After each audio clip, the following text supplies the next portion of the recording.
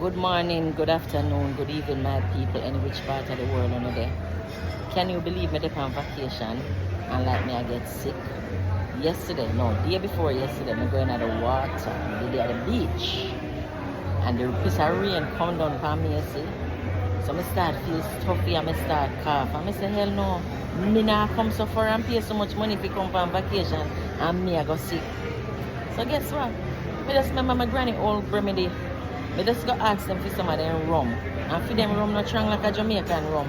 But it did the job. And I take some rum and I rub up from the mole of my head in here so what my granny had say and wash my whole body with the rum and my foot bottom. Squeeze a lime in it and drink it and see me here this morning. No stuffiness, nothing at all. No sir, me not come on foreign and come on vacation and come say me sick. You're crazy? When me grow up with my granny, I know the good old remedy them when me fi use. My people, a beach me I go, go enjoy myself. Cause vacation almost done. You see? When you grow up with your granny, enough things you learn. As always, Mama Selva, have a beautiful morning, afternoon, evening, or night.